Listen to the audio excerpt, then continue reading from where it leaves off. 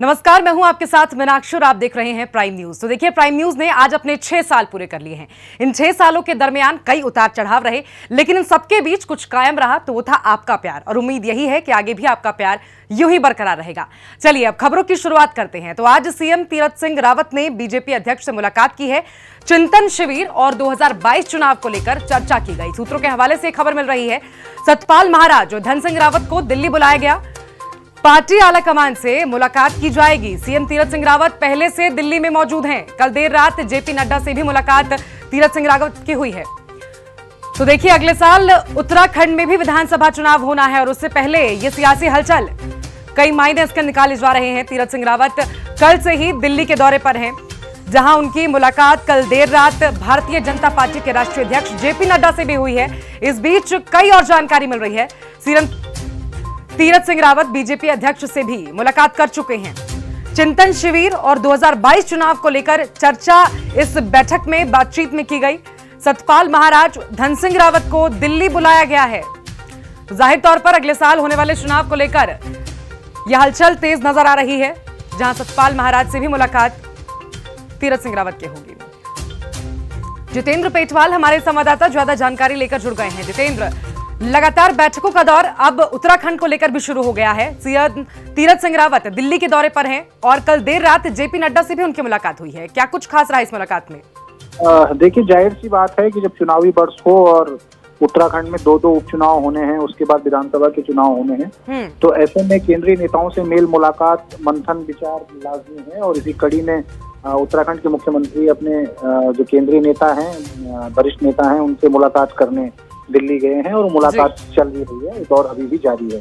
इसी क्रम में आज सतपाल महाराज और धन सिंह रावत को भी दिल्ली बुला लिया गया है। संभवतः मुख्यमंत्री का जो उपचुनाव होना है उसको लेकर विचार मंथन किया जाएगा, क्योंकि मुख्यमंत्री के सामने दो विकल्प खुले हैं। एक तो गंगोत्री की सीट खाली है, दूसरी सतपाल महाराज। ये भी कयास लगाए जा रहे हैं कि सतपाल महाराज वाली सीट के मुख्यमंत्री को पौड़ी विधानसभा जो क्षेत्र है, उधर सतपाल महाराज की जो कॉन्स्टिट्यूंसी पड़ती है, वहां से चुनाव लड़ाया जा सकता है और सतपाल महाराज को फिर इनकी जगह केंद्र में एमपी के चुनाव लड़ाया जा सकता है। तो कई सारे विकल्प हैं, कई कयासबाजियां चल रही हैं। फिलहाल किसी अंतिम निर्णय पर अभी मोहर लगी नहीं है। जितेंद्र, लेकिन तमाम बैठकों के बीच इसको लेकर क्या कहा जा रहा है? कब तक तीरथ सिंह रावत दिल्ली में रह सकते हैं और ये बैठकों का दौर दिल्ली के अंदर अभी चलने वाला है? जी, जाहिर सी बात है, वैसे तो आज मुख्यमंत्री का वापस आने का था देहरादून, लेकिन अचानक से सतपाल महाराज और धन सिंह रावत को भी बुला लिया गया है। तो जाहिर सी बात है कि आज मुख्यमंत्री दिल्ली में रुकेंगे और जो मुलाकातों का सिलसिला है वो अब बढ़ेगा। कुछ वरिष्ठ नेताओं से कल मुलाकात हुई थी, कुछ नेताओं से आज होने की संभावनाएं हैं। और बिल्कुल, कई मायनों में महत्वपूर्ण ये बैठक है। पूरी बैठक पर नजर आप जितेंद्र बनाए रखिए, आगे भी आपसे जानकारी लेंगे। उधर देहरादून में रोडवेज कर्मचारियों को जारी हुआ 1 माह का वेतन। हाईकोर्ट की सख्ती के बाद ये वेतन जारी किया गया है। फरवरी माह का वेतन परिवहन निगम ने अभी जारी किया है। अभी रोडवेज कर्मचारियों का 4 माह का जो वेतन है वो रुका हुआ है। तो ये बड़ी जानकारी हम आपको दे रहे हैं। परिवहन विभाग से जुड़े जो कर्मचारी हैं, उनका वेतन लंबे वक्त से रुका हुआ था। कोरोना काल के दौरान उनकी सेवाएं जारी रही, लेकिन उनको वेतन नहीं दिया गया, जिसको लेकर उनकी ओर से शिकायत की गई थी। और अब सुप्रीम कोर्ट की सख्ती के बाद उन्हें 1 माह का, फरवरी के माह का जो वेतन है वो जारी किया गया है, लेकिन 4 माह का वेतन अभी भी बाकी है। जितेंद्र लगातार हमारे साथ जुड़े हुए हैं ज्यादा जानकारी लेकर। जितेंद्र, परिवहन विभाग के कर्मचारियों का वेतन जारी किया गया है फरवरी का, लेकिन 4 माह का वेतन अभी भी बाकी है। बड़ा दुर्भाग्यपूर्ण विषय है कि जो कर्मचारी जो हैं रात दिन मेहनत करते हैं, उत्तराखंड की सड़कें हों चाहे देश की सड़कों पर वाहन दौड़ाते हैं, सभी यात्रियों को सुरक्षित उनके गंतव्य तक पहुंचाते हैं। उनको आज ऐसी स्थिति इस कोरोना काल में झेलनी पड़ रही है कि 4-4, 5-5 महीने तक उनको जो परिवहन निगम है वो वेतन नहीं दे रहा है। और इसका कारण ये बताया जा रहा है कि उत्तराखंड परिवहन निगम हमेशा घाटे में चलता है। कई बार जांचें भी होती हैं, लेकिन उन जांचों में कुछ निकलता है नहीं। लगातार जब से उत्तराखंड बना है, उत्तराखंड परिवहन निगम की यही स्थिति है कि हमेशा घाटे में रहा है। उस घाटे में कैसे रहा, क्या रहा, उसकी तो सरकारें जांच नहीं कराती, लेकिन इसकी मार जो वहाँ के कर्मचारी हैं उन पर पड़ती है। और ये स्थिति है कि 4-4, 5-5 महीने तक उन कर्मचारियों को बिना वेतन के काम करना पड़ता है। इसी को लेके एक याचिका हाईकोर्ट में लगी थी और अब कोर्ट ने जो है काफी सख्ती दिखाई है और सरकार को कहा था कि इनका वेतन तुरंत निर्गत किया जाए। तो इसी क्रम में फरवरी माह का जो वेतन है वो निगम ने अभी जारी किया है। केवल फरवरी का वेतन अभी दिया गया है, 4 माह का वेतन अभी भी बाकी है। बने रहिए जितेंद्र, आप हमारे साथ, आगे भी आपसे जानकारी लेंगे। और डीजीपी अशोक कुमार का कुमाऊं दौरा है आज, 1 से 3 जुलाई तक डीजीपी का दौरा रहेगा कुमाऊं का। नैनीताल, उधम सिंह नगर दौरे पर रहेंगे डीजीपी। फायर, सीबीसीआईडी अभिसूचना के कार्यों की भी समीक्षा की जाएगी। 2 जुलाई को जनता दरबार लगाएंगे डीजीपी, जहां पर लोगों की समस्याओं को सुनेंगे, सीधे जनता से बातचीत करेंगे। हल्द्वानी में 2 जुलाई को लगेगा डीजीपी का जनता दरबार। तो 2 जुलाई को जनता दरबार लगाएंगे डीजीपी अशोक कुमार। जितेंद्र, डीजीपी अशोक कुमार 2 दिन के दौरे पर हैं, क्या कुछ खास इस दौरे में रहने वाला है? जी देखिए, डीजीपी अशोक कुमार जो है उन्होंने अपना 1 से 3 जुलाई तक का जो दौरा है वो उन्होंने प्रस्तावित रखा है। और अशोक कुमार आज से जो है 3 तारीख तक कुमाऊं के दौरे पे हैं। नैनीताल, उधम सिंह नगर जनपद का वो भ्रमण कर रहेंगे और फायर, सीबीसीआईडी अधिसूचना के कार्यों की वो समीक्षा करेंगे जी। 2 जुलाई को वो जनता दरबार भी लगाएंगे। हल्द्वानी में 2 जुलाई को जो है डीजीपी का जनता दरबार लगेगा और उसमें जनता की जो समस्याएं हैं, पुलिस का उनके प्रति क्या रुख है, जनता की समस्याओं का निराकरण समय पे होता है या नहीं होता है, पुलिस कितना सहयोग आम जनमानस करती है, क्या कार्य प्रणाली पुलिस की, उत्तराखंड पुलिस की है, ये सब जानेंगे। कितने जो पेंडिंग केसेस हैं वो उनकी क्या संख्या है, कितने किस गति से उन केसों का निस्तारण हो रहा है, तो ये सब समीक्षा बैठक में रहेगा। और इसी का जायजा लेने के लिए जो है डीजीपी अब आज कुमाऊं के दौरे पे हैं, तो संभवतः इन सब चीजों का निराकरण करेंगे और देखेंगे कुछ दिशा निर्देश भी उसमें जारी करेंगे। चलिए, बने रहिए जितेंद्र, आप हमारे साथ, बहुत शुक्रिया आपका इस तमाम जानकारी के लिए। और देखिए, उत्तराखंड में कोरोना का कहर अब कम होने लगा है। 24 घंटे में प्रदेश में 177 ही नए मामले सामने आए हैं। 24 घंटे में 243 कोरोना मरीज ठीक भी हुए हैं। साथ ही रिकवरी दर 95.52% पर पहुंच गई है। कोरोना के सक्रिय मामलों की संख्या 2101 पर है। तो उत्तराखंड में भी कोरोना के मामले अब कम आने लगे हैं। कोरोना के ग्राफ में कमी आई है। 24 घंटे में 243 मामले सामने आए हैं। रिकवरी दर भी 95.52% पर पहुंच गई है, जो कि जाहिर तौर पर राहत भरी खबर है। और अब जैसे जैसे स्थिति बेहतर हो रही है, छोटी मोटी चीजों में अनलॉक और राहत रियायत जो है वो भी दी जा रही है, लेकिन इन सबके बीच अभी भी लॉकडाउन जो है वो उत्तराखंड के तमाम जिलों में लगा हुआ है। 24 घंटे के अंदर 177 नए मामले सामने आए हैं और 243 मरीज ऐसे हैं जो ठीक हो गए हैं, डिस्चार्ज होकर अपने घर चले गए हैं। जितेंद्र लगातार हमारे साथ जुड़े हैं। जितेंद्र, कोरोना की स्थिति उत्तराखंड में भी अब बेहतर हो रही है। जी, जाहिर सी बात, उत्तराखंड में इन दिनों कोरोना की जो स्थिति है वो काफी कंट्रोल में है। चाहे आम जनमानस में हो, इसमें अपना विशेष सहयोग किया है जी। दिशा निर्देश जारी किए गए हैं, उसका अनुपालन किया गया है। इसी को देखते हुए अब उत्तराखंड में जो लगातार जो ग्राफ है संक्रमण का वो गिरता जा रहा है। और चाहे कोरोना से हो रही मौतों की बात करें, पहले बहुत कम है, लेकिन ये संतोष की बात नहीं है। अभी संक्रमण का खतरा बरकरार है जी। और जिस तरीके से ये बीमारी है, इसका ऐसे आश्वस्त नहीं कहा जा सकता कि कोरोना जो है उत्तराखंड से मुक्त उत्तराखंड हो गया है। कभी भी ये कम्युनिटी स्प्रेड में बदल सकता है और ये आम जनमानस पे निर्भर करता है कि वो कितने सुरक्षित रहता है। बिल्कुल जितेंद्र, कोरोना के मामले कम हुए हैं, खतरा अभी भी नहीं टला है, लेकिन इन सबके बीच वैक्सीनेशन का अभियान किस तरह से राज्य के अंदर चल रहा है, इस बारे में भी बताइए। वैक्सीनेशन अभियान है, समय समय पर उत्तराखंड में हर जगह वैक्सीनेशन का जो कार्य है उसको संपादित किया जा रहा है जी। भले ही कुछ दिनों पहले उत्तराखंड में जो वैक्सीनेशन का कार्य था उसमें काफी रफ्तार धीमी हो गई थी, लेकिन इन दिनों जो है वैक्सीनेशन है वो जगह जगह वैक्सीनेशन का जो प्रोग्राम है वो चल रहा है और उत्तराखंड में सामान्य स्थिति वैक्सीनेशन की बनी हुई है। चलिए, बने रहिए जितेंद्र, आप हमारे साथ।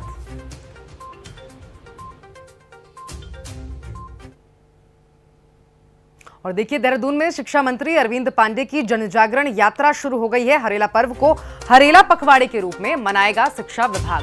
आज से 15 जुलाई तक होगी जनजागरण यात्रा।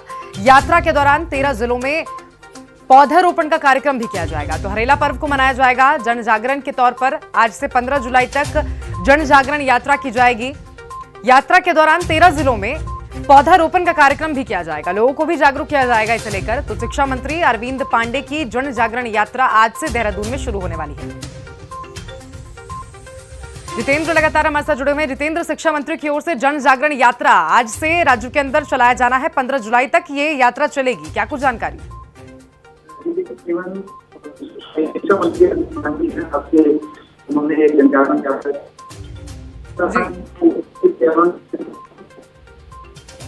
पूरे देश भर में जो क्षेत्र है उसका और इसी को लेते हुए जनजागरण का अभियान जो है शिक्षा मंत्री द्वारा किया जा रहा है। आज से 15 जुलाई तक जो शिक्षा मंत्री है वो विभिन्न जगहों पर जाएंगे और गौरा देवी पर्यावरण जन जागरण यात्रा जो कार्यक्रम है उनका उसे संपादित करेंगे। सेलापुर से आज इस यात्रा की शुरुआत हुई है।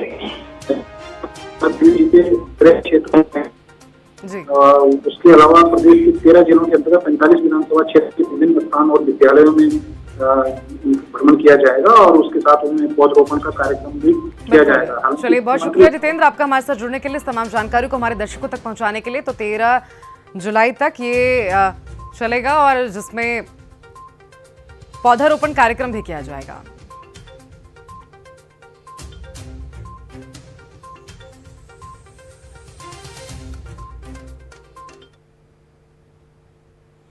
तो देखिए, शिक्षा मंत्री अरविंद पांडे की जन जागरण यात्रा शुरू होने वाली है। 1 से 13 जुलाई तक ये चलेगा। राज्य के अंदर हरेला पर्व को हरेला पखवाड़े के रूप में शिक्षा विभाग की ओर से मनाया जाएगा। तो आज से 15 जुलाई तक जन जागरण यात्रा राज्य के अंदर मनाया जा रहा है। शिक्षा विभाग की ओर से यात्रा की शुरुआत की जाएगी। यात्रा के दौरान 13 जिलों का दौरा किया जाएगा और शिक्षा मंत्री अरविंद पांडे के निर्देश पर उनके नेतृत्व में इस जागरण का आयोजन किया जाएगा। तो आज से 15 जुलाई तक जन जागरण यात्रा उत्तराखंड के अंदर होने जा रही है। शिक्षा विभाग की ओर से इसका आयोजन किया जाएगा। यात्रा के दौरान 13 जिलों में पौधारोपण का कार्यक्रम भी किया जाएगा। और देखिए, टिहरी में अपनी मांगों को पूरा करने को लेकर पट्टी दोगी के लोगों का केंद्रीय स्थल गुलर में धरना प्रदर्शन जारी है। ग्रामीण बिजली, पानी, सड़क, स्वास्थ्य और दूरसंचार व्यवस्थाओं को सुव्यवस्थित करने की मांग कर रहे हैं। ग्रामीणों का आरोप है कि क्षेत्र में सड़कों की हालत बेहद खस्ता है।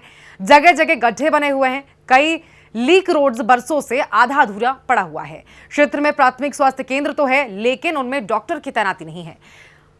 हर घर नल जल योजना शोषित बनकर रह गई है। गुलर में पट्टी दोगी के लोगों का धरना प्रदर्शन लगातार जारी है। तो बिजली, पानी, सड़क की मांगों को लेकर प्रदर्शन इनकी ओर से किया जा रहा है।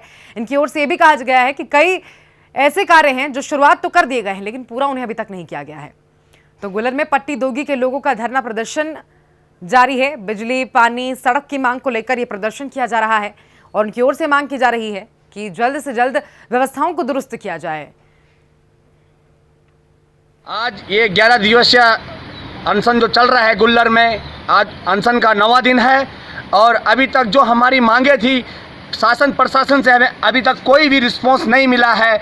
मैं सरकार से भी निवेदन करता हूं, विनती करता हूं कि हमारे जो मांगे हैं इस पे सरकार खड़े उतरे, काम करे। तमाम समस्या दोगीपट्टी क्षेत्र में बनी हुई है। अगर सरकार का यही रवैया रहा तो युवाओं को और सम्मानित दोगीपट्टी जनता को सरकार मजबूर करेगी। एक उग्र आंदोलन सड़क पर उतरेंगे और एक बड़ा आंदोलन हम सरकार के खिलाफ करेंगे। दोगीपट्टी में हम लोगों को आज 9वां दिन है हमारा धरने का और अभी तक यहाँ पर कोई भी विभागीय अधिकारी हमारे बीच में नहीं पहुँचा है। ये बहुत बड़ी दुख की बात है कि इतनी बड़ी जनसंख्या इस दोगीपट्टी के क्षेत्र की है। 30,000 से भी ऊपर लोगों की जनसंख्या है यहाँ पर। न स्वास्थ्य की यहाँ पे कोई सुविधा है, न मोबाइल नेटवर्क की कोई सुविधा है। बच्चों की पढ़ाई बर्बाद हो रखी है और ना यहाँ पर किसी भी घर में पानी पहुँच रहा है प्रॉपर, जो हर घर जल नल की जो व्यवस्था की गई थी। मेरा सरकार से निवेदन है और पूरी तरह से मेरा उनसे हाथ जोड़ के विनती है कि हमारे क्षेत्र की समस्याओं को जल्दी से आप संज्ञान में लें, वरना पूरी दोगीपट्टी की क्षेत्र रोडों पे उतर के आंदोलन करने के बाध्य हो जाएगी। और खबरों में बात अब चमोली की कर लेते हैं, जहां पर आज से वन महोत्सव का शुभारंभ किया गया। वन महोत्सव में औषधीय पेड़ लगाए गए। बताते चलें कि वन महोत्सव पूरे सप्ताह मनाया जाएगा। इस मौके पर वन पंचायत भटनागर के ग्रामीणों ने वन विभाग के सहयोग से वृक्षारोपण का काम किया। इस वृक्षारोपण में औषधीय वृक्ष के अलावा फलदार पेड़ का भी रोपण किया गया है। इसके अलावा अमरूद, हेड़ा सहित कई सैकड़ों फलदार पेड़ भी लगाए गए हैं। इस अवसर पर पूर्व पालिका अध्यक्ष मुकेश नेगी, अन्य सभासदगण मौजूद रहे। तो वन महोत्सव में औषधि से जुड़े जो पेड़ हैं वो लगाए गए हैं। ग्रामीणों ने वन विभाग की मदद से वृक्षारोपण का काम किया। पूरे सप्ताह तक इस आयोजन को किया जाएगा वन विभाग की ओर से। केदारनाथ वन्यजीव विहार के धनपुर रेंज में ये भटनगर में आज हम एक विस्तृत बृहद वृक्षारोपण कर रहे हैं। और विशेषकर हमने आज उन लोगों को यहाँ पर बुलाया है वृक्षारोपण के लिए जो कोरोना से जो है ठीक हुए हैं, क्योंकि उनसे ज़्यादा ऑक्सीजन की वैल्यू कोई नहीं जानता। तो उन सब से हम जो है आज वृक्षारोपण कराकर जो ये वन महोत्सव है इसका शुभारंभ करेंगे। उधर जोशीमठ में स्वास्थ्य विभाग की ओर से नगर पालिका के सभी 18+ युवाओं और 45+ उम्र के लोगों के वैक्सीनेशन कैंप लगाए गए, जिसमें वार्ड के सभी युवाओं, महिलाओं, पुरुष और बुजुर्ग लोगों ने बढ़ चढ़कर हिस्सा लिया। सभी को वैक्सीन की पहली डोज लगाई गई। बताते चलें कि स्वास्थ्य विभाग कोरोना से बचाव के लिए पूरी तरह से अलर्ट पर है। साथ ही जिले में वैक्सीनेशन को लेकर कैंप भी लगाया जा रहा है। साथ ही लोगों से वैक्सीनेशन के लिए लगातार अपील की जा रही है, जागरूक करने का काम किया जा रहा है। स्वास्थ्य विभाग ने वैक्सीनेशन का कैंप लगाया। 18+ और 45+ वालों का टीकाकरण का काम यहां पर किया गया। लोगों को जागरूक करने का काम भी स्वास्थ्य विभाग की ओर से यहां किया गया है टीकाकरण को लेकर।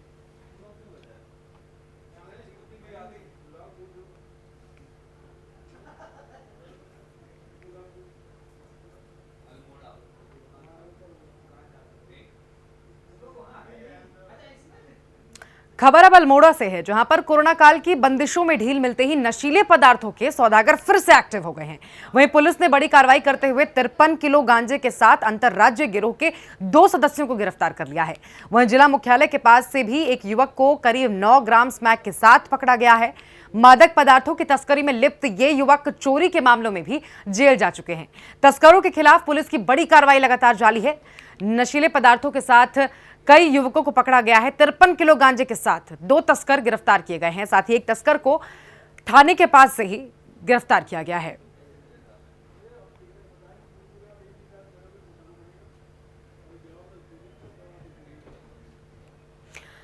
तो लंबे वक्त से इलाके में गांजा तस्करों को लेकर शिकायत मिल रही थी और अल्मोड़ा में इसके बाद पुलिस की ओर से बड़ी कार्रवाई की गई, जहां पर कई युवकों को पकड़ा गया है। बड़ी मात्रा में गांजे के साथ नशीले पदार्थों की बड़ी खेप उनके पास से बरामद की गई है। 53 किलो गांजे के साथ 2 गांजा तस्करों को पकड़ा गया है। साथ ही तस्करों के खिलाफ पुलिस ने अब कड़ी कार्रवाई करने के आश्वासन भी दिया है।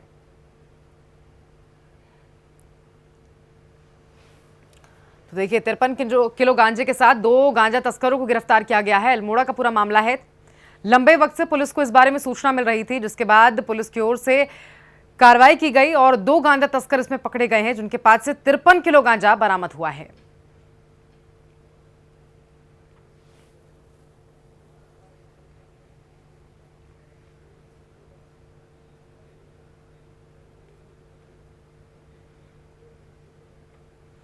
तो 53 किलो गांजे के साथ अल्मोड़ा पुलिस ने 2 तस्करों को गिरफ्तार किया है। बड़ी मात्रा में इनके पास से गांजा बरामद हुआ है।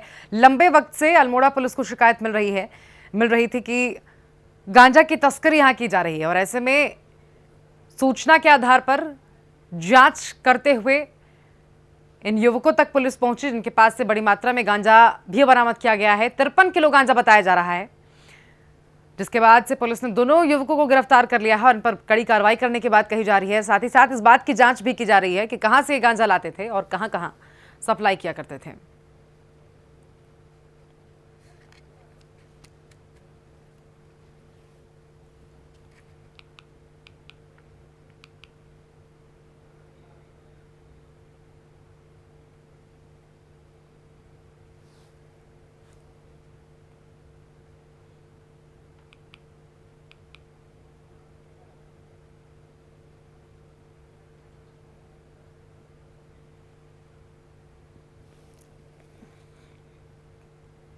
और रुड़की में सर्व समाज सेवा समिति ने निशुल्क एम्बुलेंस सेवा की शुरुआत की है। निशुल्क एम्बुलेंस सेवा से गरीबों को इसका लाभ मिलेगा। वहीं निशुल्क एम्बुलेंस सेवा उद्घाटन में पहुंची रुड़की विधायक प्रदीप बत्रा ने कहा है कि कोरोना लहर के दौरान लोगों को एम्बुलेंस की वजह से भी भारी परेशानियों का सामना करना पड़ा है। अब लोगों को इस सुविधा का लाभ मिल सकेगा।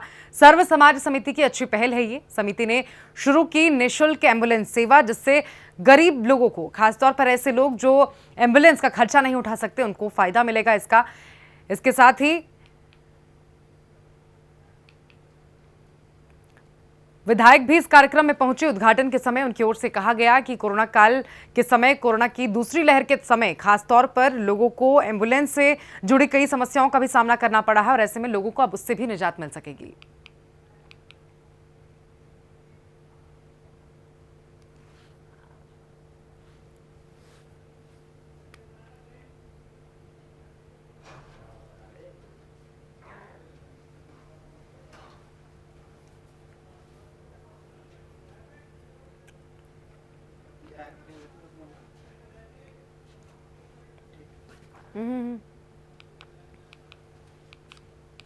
वो नीचे कर दीजिए। मत करिए।